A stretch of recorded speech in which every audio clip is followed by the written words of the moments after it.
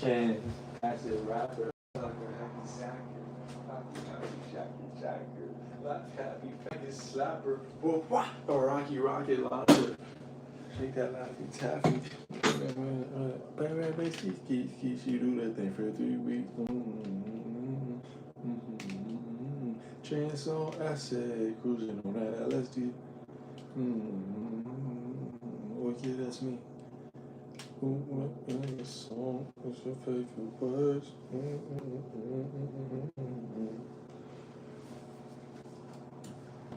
The song.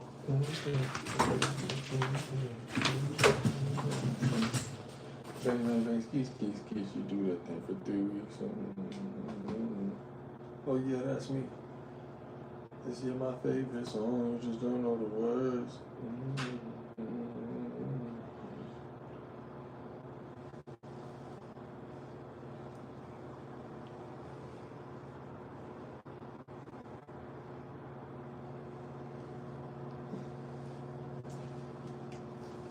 This year my favorite song, you just don't know the words. But I still sing, choose to sing. Dragged him back into his office, to which Dana said, "Dude, get your fucking hands off of me."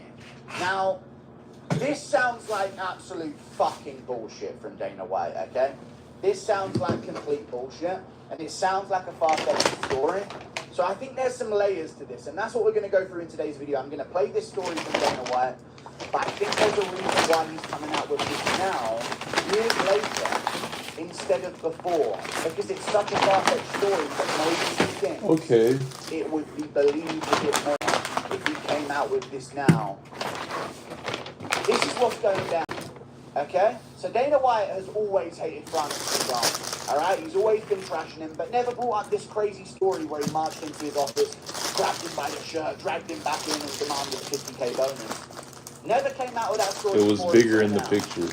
But people are backing up the story. People that have worked at the UFC before, in the UFC offices. People are backing this up. I swear, Taco Bell just uses Reddit as their whole promotional stuff. And this got a bunch of impressions as well. This got millions of impressions on Twitter as well. This is Taco Bell's new rolled quesadilla. People that have worked in the UFC offices. Also their bully. Quesadilla. He struck me as a bully, is what people are saying about Francis Ngannou. Usman weighed in on this situation. He's a friend of Francis Ngannou, of course, and he doesn't really buy the whole story of it all. But I think what's going on with Dana is, this story sounded so far-fetched if he would have came out of this years ago. But now that people are starting to turn on Ngannou, saying he wants to beat up Jake Paul calls him out, and then Ngannou turns down the Jake Paul fight, like he's disrespected by it. That's not a bad thing, but a lot of people are going at Ngannou here, like, dude, Jake Paul's now fighting Anthony Joshua. This might be the best tasting thing I've ever had. So there's a lot of bad press on Francis Ngannou right now, especially because of PFL Africa as well, which we're going to go to. Because the main reason, and one of the big parts of his visions for why he wanted to go to PFL, was so he could do it for African MMA, and so he could champion and be a part of PFL Africa and put Africa on the map in MMA. He has no-showed both events, okay? And there might be some personal reasons for that, but one of them was a bit of a bullshit reason. He's missed two of them. One of them was a legit reason. One of them was a pretty bullshit reason for Francis Ngannou. And he was really behind this PFL Africa thing. This was a big deal to him, and he's kind of been really... I didn't know Francis skipped out on 2 PFLs. Bad to PFL since joining them. He's had one fight with Henan Fahea, and this was in October of 2024, and that took ages to get announced, and we still haven't heard anything else. So he got the money from PFL and just told him, go fuck yourself, basically. Thanks for the cash. It's kind of the situation. So I think right now there's a negative sentiment towards Ngannou, especially with the motorbike thing as well, that we might not get into too much in this video, especially with the motorbike sentiment as well, or the motorbike situation with that young girl. You know what? I think Dana's like, oh, now's the time to uncork this crazy story. Let it play. I guess the one I will tell you is, you know, everybody has this thing about Francis Ngannou. Ngannou is a bad guy.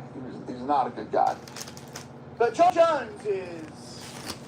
Listen, guys, John Jones is just amazing. Dana White knows the bad from the good, okay? And Francis Ngannou, he's just a bad guy. But John Jones, not his pookie John Jones. Don't be silly. John Jones is John Jones is the greatest fighter. He's the number one ranked fighter on the roster here, guys, okay? I don't know who Dana is signaling out who's the bad guys and who's the good guys, because that's no reason good. for you not Serving to size is fucking just work small. with them. Let's be real honest here. But then he For how much it elaborates. is. He plays the whole, I don't understand the language, and he tries to come off like he's a fucking nice guy, you know? MMA Twitter, you best be. He's the whole, I don't understand the language, and he tries to come off like he's a fucking nice guy, you know? MMA Twitter, you best be cancelling this guy. This guy, Dana's going to lose podcasts over this, guys. Okay? There's going to be big backlash for Dana White over these statements. But no, that's correct. I mean, I kind of get it. It is common for people to assume someone's a nice guy, but they don't speak English because they can't, like, I don't know. I feel like learning how to be very hateful is like end of the road English lessons. You know, I mean, basic stuff. You can't be rude by saying hello, nice to meet you, I'm good, you, goodbye. Like very basic English is going to typically make you come across as pretty nice and pretty harmless overall. I don't think he's putting it on Dana. As Dana described it, He's not a good guy. He plays the whole, I don't understand the language, and he doesn't though. From Cameroon, he knows French, then he learned English. And I don't think he was playing the whole, I don't understand what he was in the UFC. He had some basic grasp of things. I forgot to get it grilled. He's a linguistic genius when it comes to the English language at this point. But Dana seems to think that this guy's putting on a big show. Okay? I forgot to get my burrito grilled. Everybody likes Yeah, it looks kind of naked. Okay? So let it keep going. tries to come off like he's a fucking nice guy, you know what I mean? And people go, oh, the language barrier probably. No, there's no fucking language barrier with this guy. He's a bad guy. And I told my guys, Can't forget the Bev. I wanted to cut him early. Coke Zero. And two of my matchmaker guys were like, oh, no, you don't understand. I said, guys, let me tell you a story. He's going to tell the story, but let me tell you this. The way Dana was hyping up Ngannou, and this is why I find this so hard to believe, he wanted to cut Ngannou early. The way Dana was hyping the fuck out of Ngannou in the build-up to the first Stipe Miocic fight, while completely disrespecting the active, undisputed world champion in Stipe Miocic, there's no fucking way you wanted that guy out of the UFC. You saw him as a superstar. You built him up. You championed him. You made him a big name. There's no way that you and I wanted to get rid of this guy from the beginning. No, you did not want to get rid of this guy from the beginning. He might tell a story about what happened after a title fight, but the way he was hyping up Ngannou, everyone remembers this shit. Ngannou used to be very egotistical, and I think a part of that was Dana fucking blazing the shit out of him. He was Dana's original John Jones. He was Dana's original number one pound-for-pound wanked fighter on the roster, guys. Like, this was Dana's original Pookie, was Ngannou. He constantly hyped him up. It's like a fucking Ford Escort going at 100 miles per hour, and then we got Stipe here as well, this old fuck that he's going to be taking on. He always used to shit on Stipe to build up Ngannou. So I don't believe that he wants to cut him immediately. But maybe later on down the line, as he'll tell. When somebody shows you who they are, believe them. When Jones beats up his wife, don't believe him. It's Dana's rule of law, okay? When somebody shows you who they are, believe them. But when John Jones beats up on his wife, I don't believe it. What? John Jones? John Jones beat up on his wife? What? I mean, come on, you guys. I mean, we don't discuss this till Tuesday. I mean, Dana White cannot say that while glazing John Jones beyond belief. When somebody shows you who they are, believe them. How many more fucking times does John Jones need to show you who he is? Alright? How many more times do you need to do that before you start following that motto with Jones that you're holding so strongly and so sternly against Francis Ngannou? Absolutely insane, in my opinion. But there you go. When John Jones shows you who he is, don't fucking believe him. Don't believe him, guys. It's just a big mistake. Alright? He's the pound-for-pound #1 ranked fighter on the roster. Come on, you guys. Believe him. And this guy, has shown. So he's going in to fight Stipe Miocic in Boston, and he knows he's going to fucking kill Stipe, right? So did you, by the sound of you in the build-up of that fight as well, by the way. So after the press conference, we're walking down this hallway, and he comes over to me and he grabs me, and he says, "Let me tell you what's going to happen." His English is fucking great, okay?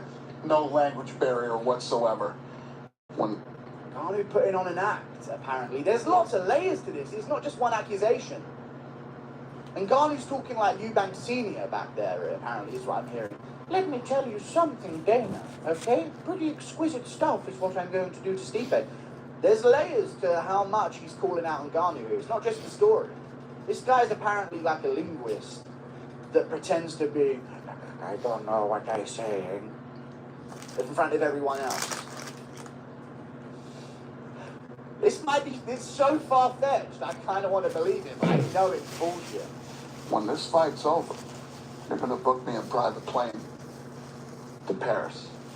And I said, I laughed. So yeah, he goes, I'm not joking. You're going to book me a private plane to Paris. So, okay. So we go our own ways. We beats the fucking shit out of him. So that ended.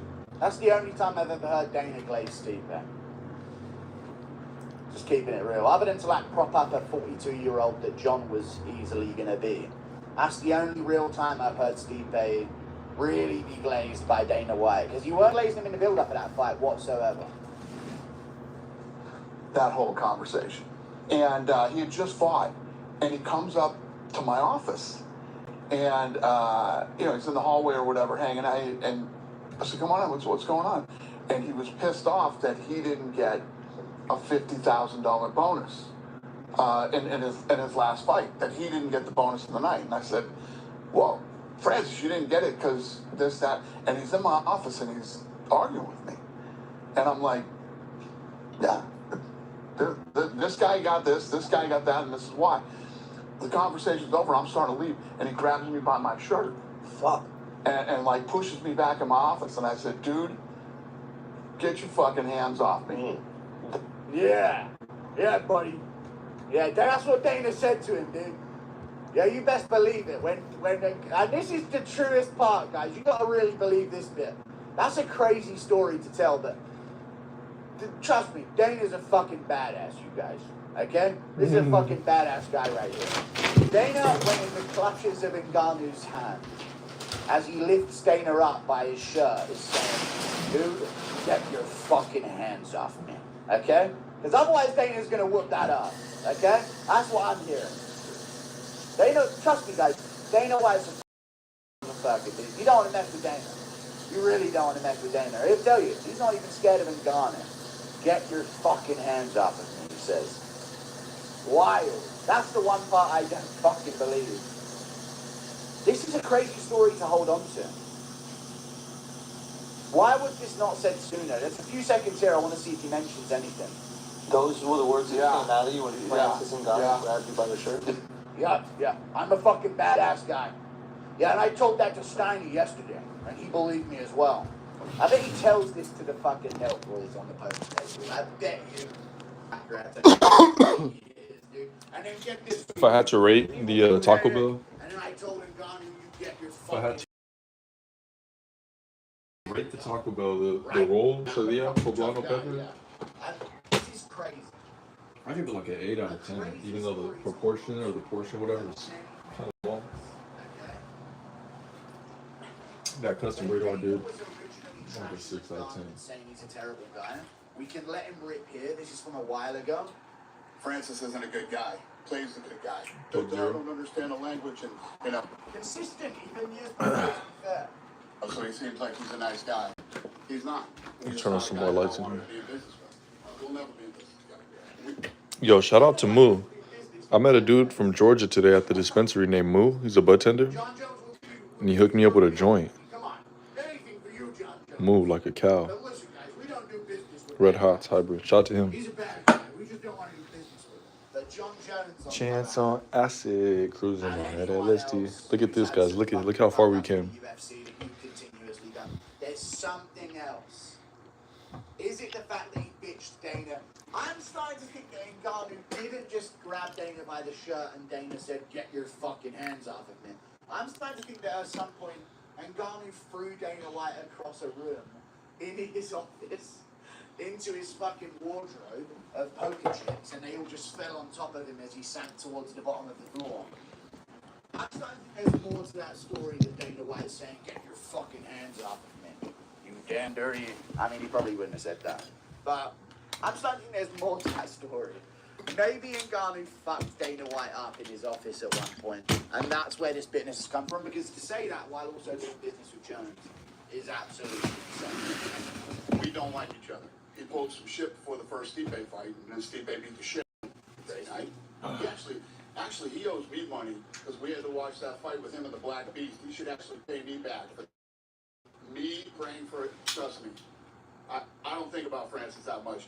The only one who's praying for his demise is probably the PFL, because they signed a shitty contract with a guy that doesn't deliver any numbers and ticket sales or pay-per-views. So. Ngannou does deliver numbers, though. He is a big name. You know, even with the fight with him and Henan Fahea, this got like 27,000 likes, and this is just one of the posts on an alternative site that reposted it. Ngannou does bring in name value. The fight with Fury and the fight with Joshua were massive fights. Very, very big fights. And Ngannou has a massive following as well. But there is some truth to him saying that PFL should be pissed off with Ngannou. But I want to go to this first, okay? And this speaks to something as well. This is apparently a guy who worked at the UFC before, and did used to work at the UFC offices. And he said he hadn't heard this story before from Dana White. Interestingly, it didn't make it around the office. They just didn't hear anything going on in Dana's office. This never got around anywhere. This wasn't like a common story behind the scenes. But this guy says he believes it 100%. Okay? It's almost too far-fetched. This guy says he believes it. Francis was a terror at the UFC office when I worked there. He'd show up over and over, walk around the offices, standing over people's desks, and making staff very uncomfortable. Now, some of it was that he is a huge man from a different culture, speaking English as a third language, and there's such a thing as being proactive. This sounds gay, okay? Now, this sounds like Ngannou is doing something that if a bitch-made guy was doing it, there would be no fucking problem. Like, you know, if, I don't want to say bitch-made guy, but let's say, who's a good example of a bitch-made guy? Ryan Hall. Just UFC, they're not bitch-made, but of a different type of guy. Let's say if Jordan Levitt was standing behind a UFC worker while they were doing their work on their desk, or Peyton Tabak maybe. I don't think they'd feel that uncomfortable about that. So maybe that's a situation where that serves Ngannou right. He should know that he's a big, terrifying man. Now listen, nobody wants Ngannou behind him at an ATM. But if he's in the UFC office, he's in the UFC, he might stand behind someone. You know, he's taller than them. He'd be standing over people's desks, looming over them, making staff very uncomfortable. Some of it was he's a huge man from a different culture, speaking English as a third language. Crazy just come out of that, and there's such a thing as being proactive. And there's also bullying. He struck me as a bully. Loads of stories coming out about this. There's even more that he went on to respond. He obviously plugs his shit at the top, which immediately makes someone a little bit less trustworthy, to be honest with you. But he said something else down here as well. It's 8 years or so. Some of the specifics are hazy, but one I witnessed myself was him standing over one of the women who designed UFC PR and wanting changes. So Ngannou, before he's ever made it, is in the UFC offices saying, this needs to change. This artwork's not good enough for me. This just seems like shit that should have came out. I know he was egotistical. He was, but we as fans saw that from the point of, okay, he's being egotistical. He overlooked Stipe and kind of disrespected him. And he suffered the consequence by being beaten the fuck up by Stipe in the first fight. They're 1-1, by the way, guys. Okay? Those guys are 1-1, even though he did nearly decapitate Stipe in the rematch.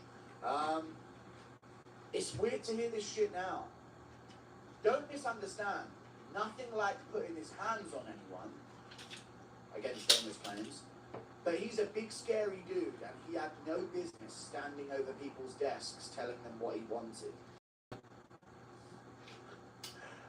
Now, I don't mean to be all woke, but this sounds a bit racy, but it's all good. I can't help but feel like Volkov wouldn't have got this same treatment.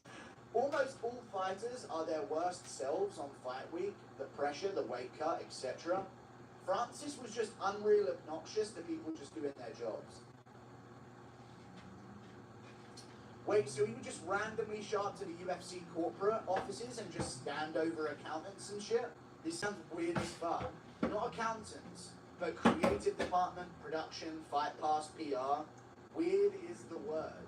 This is like a... For this to all come out at once, smear campaign is what comes to mind. How have we not heard this for many years? Dana was in a heated public beef with Francis Ngannou. Okay? That scared the shit out of him. A heated public beef with Francis Ngannou.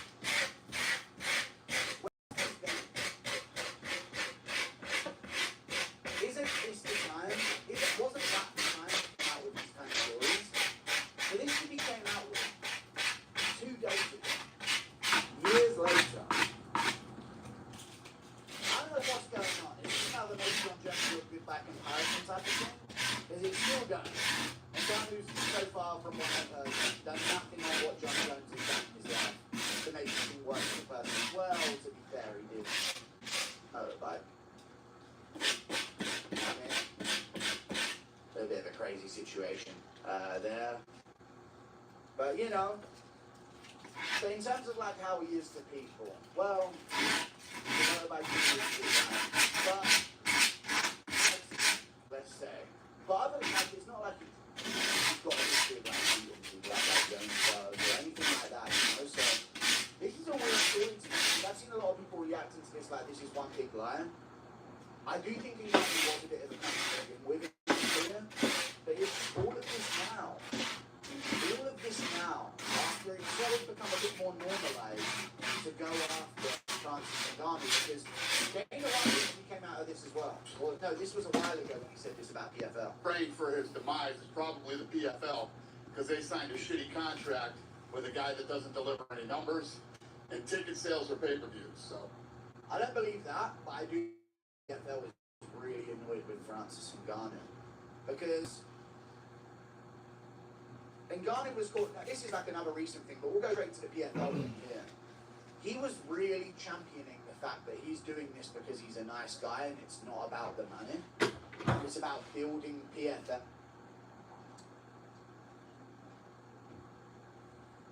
Ngannou was called. This is like another recent thing, but we'll go straight to the PFL.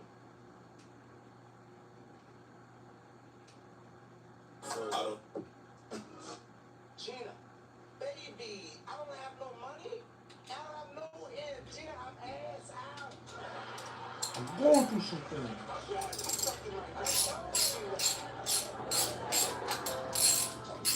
What up? What up? What up? I said, what up? What up? Well, alright. I'm gonna do something with life. Pussy in control, make you feel alright. Pussy in control, make you feel alright. Pussy in control, that's the way they fight. Welcome to my diary. Stressing got me gray hair, something to inspire me.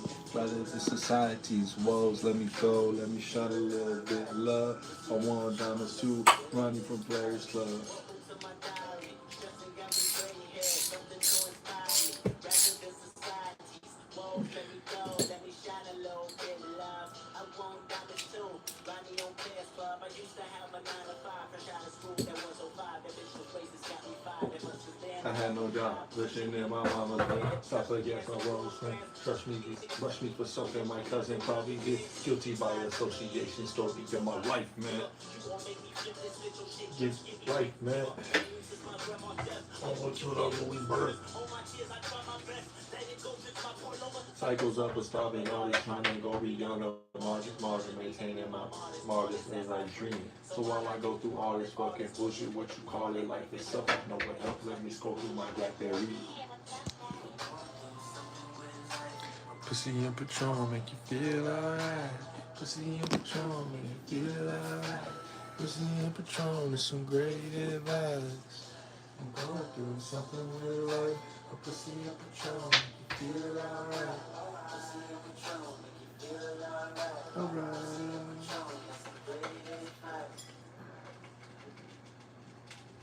Something to inspire me rather than society's woes. Let me go, let me shine a little bit, love. I want diamonds too. All I need in this lifetime, pussy and Patron, give me that. Once you give me that, once again it's on. Bitch, I'm swagged up. I got long, dick. What it do?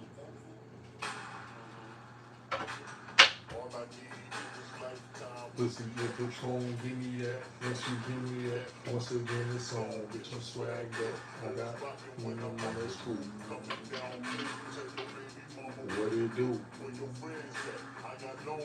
What it is, don't poke it out and sit your with your little positive. Get shot already, like a carpenter. When you let me.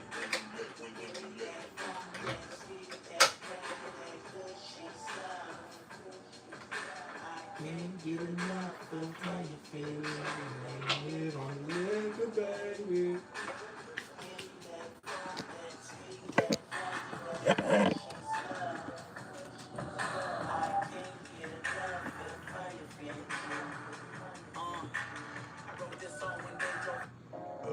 That's a good song.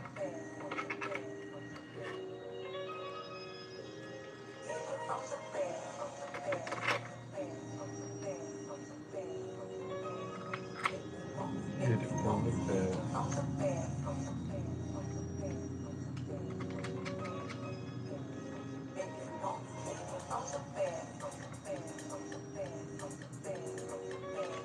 Make me wanna hit it from the back.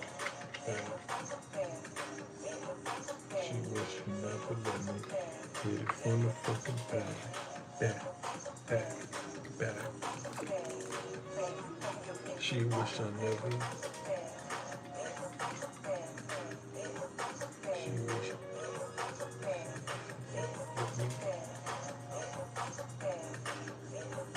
Oh man, the last nut.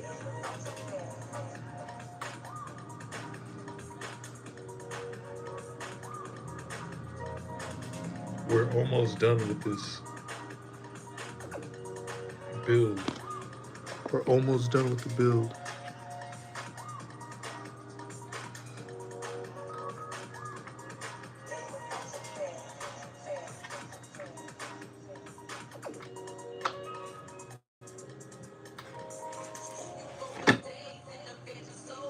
Damn, my first skateboard.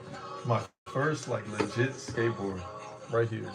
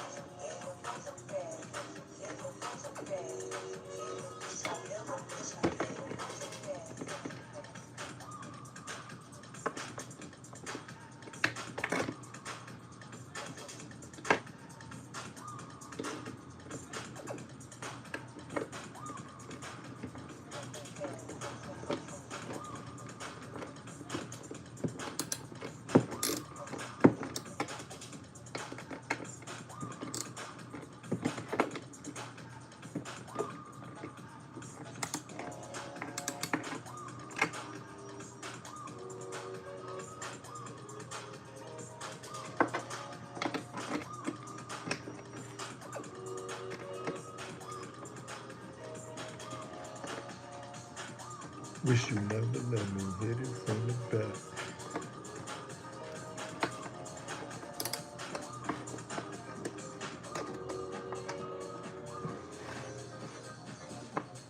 If you fall in your way, try and hold on and wait on. You know that I'll find a way.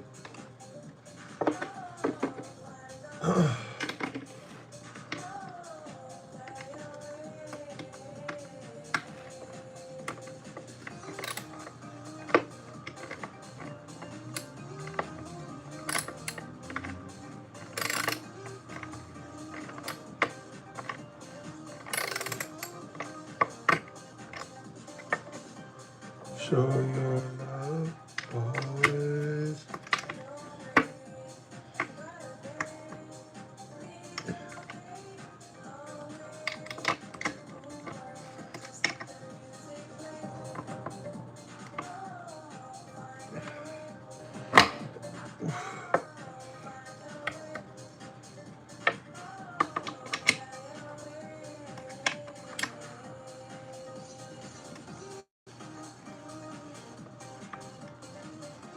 Are they supposed to stick out a little bit?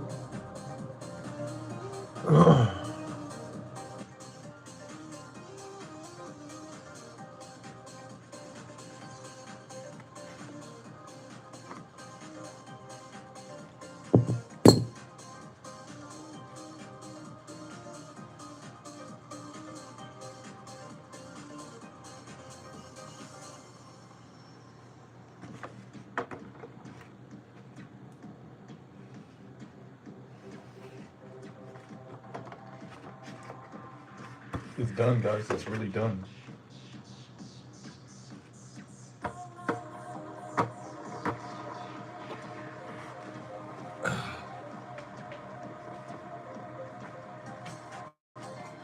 Wow, guys. What's good, Matt and Ewan? Matt, Ewan? What's happening? Bro, first skateboard setup ever. Built by me, too. Like, I put it together. Bought all the parts. Bought the deck, grip tape, hardware, bearings, wheels. This grip tape, though, I mean, I got it on there, but I could feel like a little bit of the lip on there. Like, this is crazy, though. First time.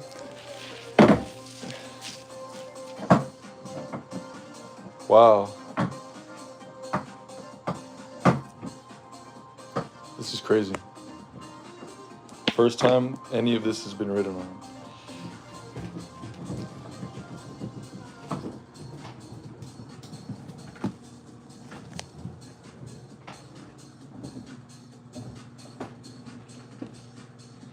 Wow. Breaking in everything. Putting some weight on it.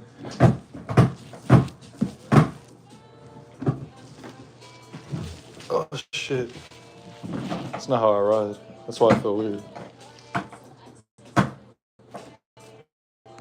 Yo, this shit's hard, son.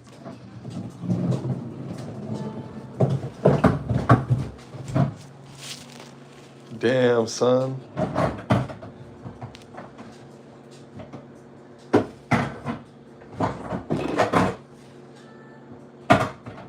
This shit is hard, son. Hell yeah. It took so long to put it together because I got everything piece by piece. Like, I got the decks first, and then I ordered the trucks like a month or two later. Then I got the wheels like a month after that. But wow, that's a clean setup. That is a clean setup. That is a setup that I would want if I seen it. If I seen somebody with this setup, if I seen someone with this setup, I would just be like, damn, that's clean. It's got everything I want. I would want on a board. I feel like I'm playing skate in real life. I am pretty much. I mean, shit.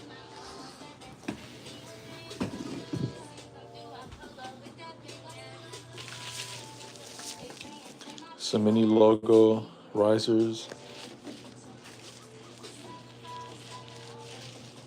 Keep the little Supreme tags. Shorty sticker.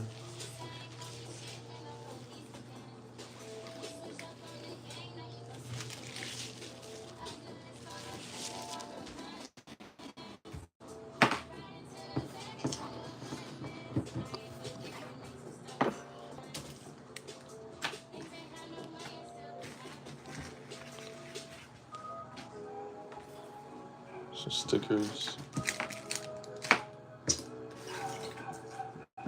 Guess I don't have any more backup bearings, so I won't need that.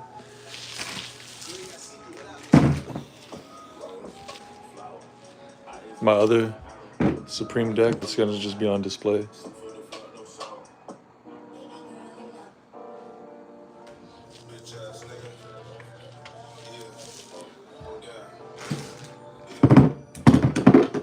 My skate tools.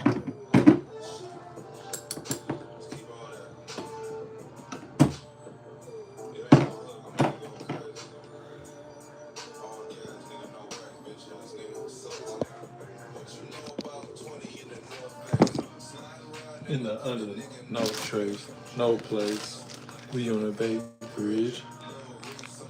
Man, it's a hit. I got good kicks. What else? Sort of good wrist. But I'm hood rich. That's a slight shit. Feeling like I don't need a bitch. On some other shit. And you always talking about another bitch. I don't give a fuck. Fuck you thought it was. Watch it play drums. Now you acting dumb. No, you ain't about that. Little fuck around, get hit slap. Collect a big trap. These days you can keep that. We'll see tag.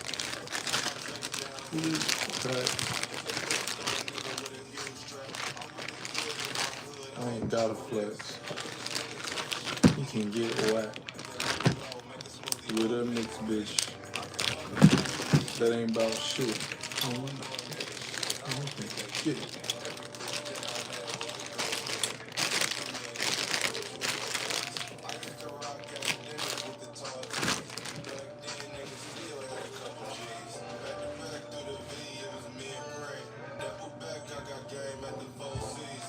I think I'm gonna actually get rid of these. Like, I don't even think I'm gonna hold on to these because I'll be holding on to them for what?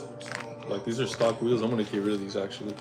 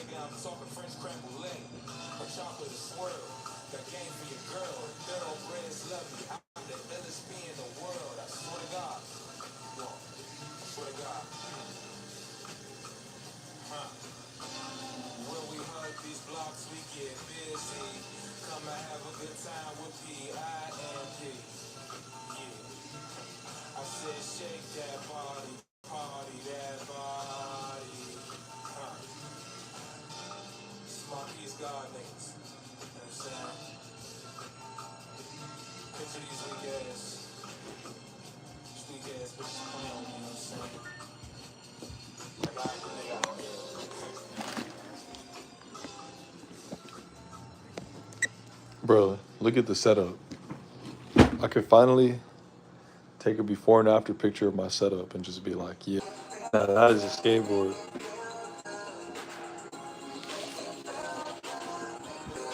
It's not the same. Now, guys, this is something that I'm working on for months. Now, really, if I would have just ordered everything on the first day that I decided I wanted this, I could have probably did it in like a day or two, or like a week, if you include shipping time. But this video itself, since I got my first board, I've been pretty much dreaming of this board and wanting to put it together for like months already. And I finally have it in it. I almost can't believe it. Like, make sure nothing sounds loose. Like, I mean, what do you guys think? Like, how is it looking? How is it looking, man? Like, tell me the truth. I think the clear grip tape looks fire. It came out better than I imagined. A couple little blemishes or whatever, like the edge maybe wasn't the best, but I hear that's how this clear grip tape stuff is.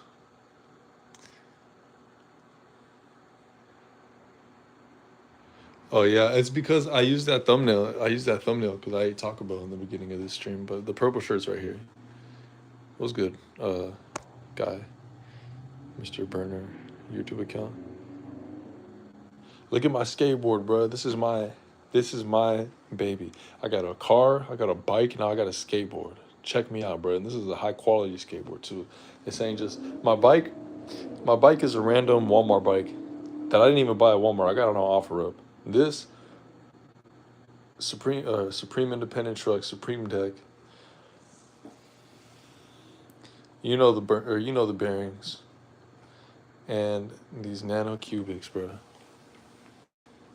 Look at how my nuts are hidden, bro.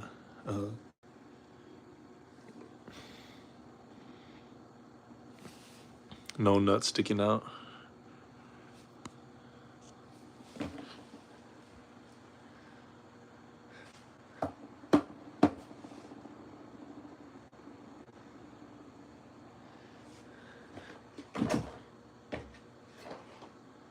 God, I love it.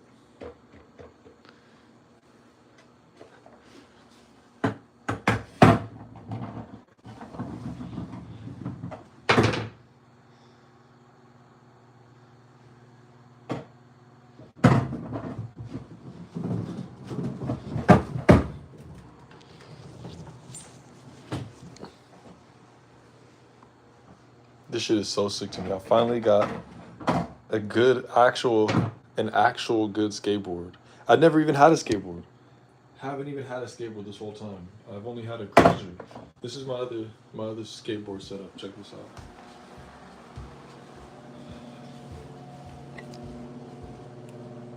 This is my cruiser. So now I got two boards. Oh, I don't have any neighbors downstairs, thankfully. So these are my two boards. My skateboard. And these are all custom built except for the bearings on this one. This one has stock bearings because I had to take my bone reds out and put them on there. But look at, I actually have two skateboards. I never even thought I was ever going to get a skateboard ever. I've been in this apartment since I was 20. I'm 25 now. About to be 26. And never thought I was going to get a board. Now I have two. This is very interesting to me. Because I have a cruiser set up for, like, you know, long distance, smooth parks, sidewalk rides. And then I got one for parks. If I had to choose one for the rest of my life, I'd go with this one. I'll probably slap those wheels on it, but either way. These wheels are elite, though. I got the softer ones out of this lineup. This is sick. And I think I'm going to try to store them both right here. Let's see how this looks. Oh, yeah, check this out. I did this in, like, freshman year of high school. Okay, so let's take this off of here. And this was, I guess this was the first time I ever gripped a skateboard. So I guess my first time wasn't today. This was my first time gripping a skateboard. Must have forgot, huh? But look, it came out good. I did this like 10 years ago, a decade ago. Damn, I straight up lied on my stream earlier and said this was my first time doing this.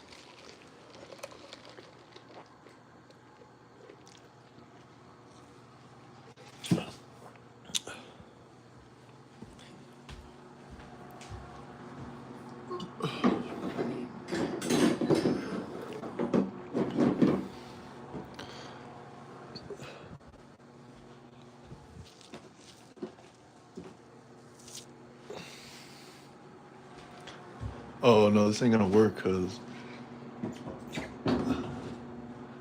these doors will never close. So I guess my front door, or just never close these doors again, or put them on the back.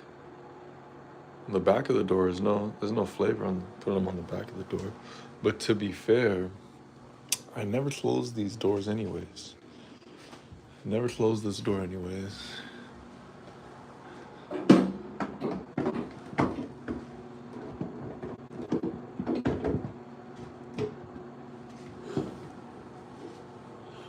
Is that stupid? Does that look retarded? Yes, it does.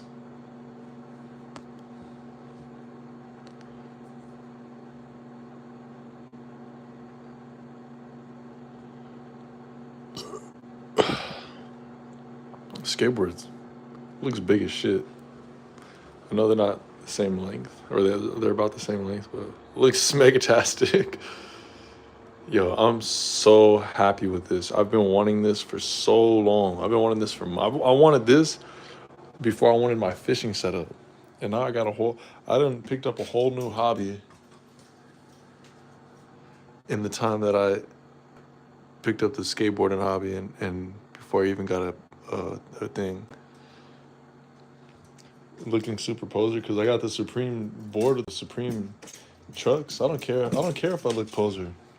You know what? I don't care if I look poser because I did more than a lot of people already. I bought all the parts, put them all together myself, and can't say shit to me. You know what I'm saying?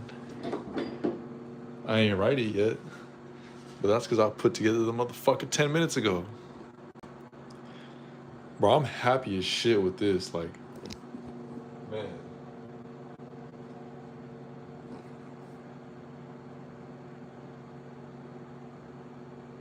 This is a nice looking board. This is a nice looking setup, man. If I do say so myself, this is a nice looking setup. Like these wheels, I wanted these wheels, bruh, and I got them. Like, shit, man, these trucks, I wanted them. Like, it feels good, man. It feels fucking good.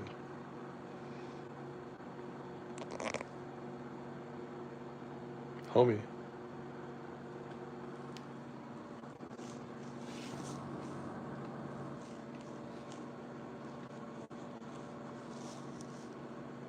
God, this shit don't even feel real, bro. It don't even feel real. I love it, though.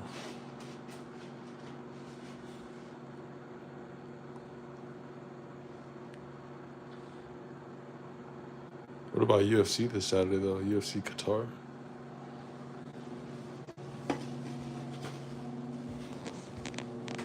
My ninja, my ninja.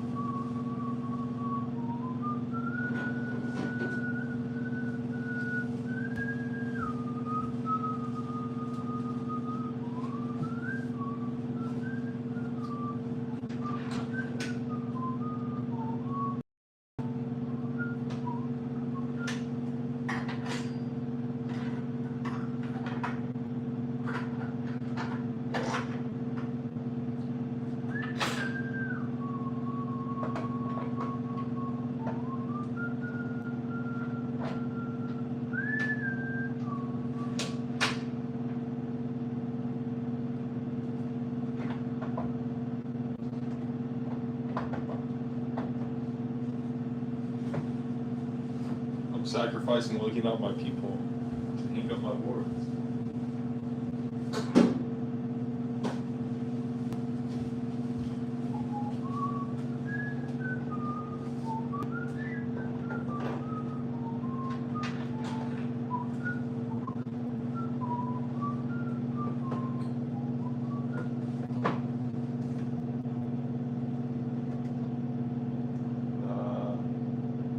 the storage method.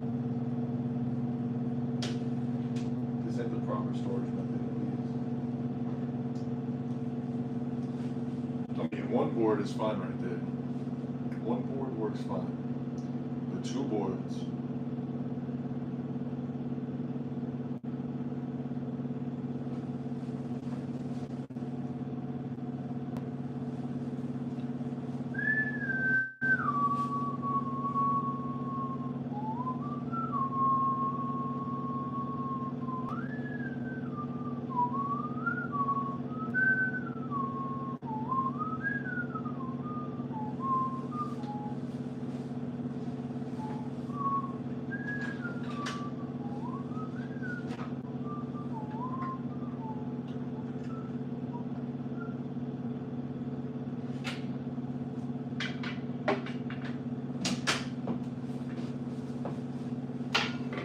Idea.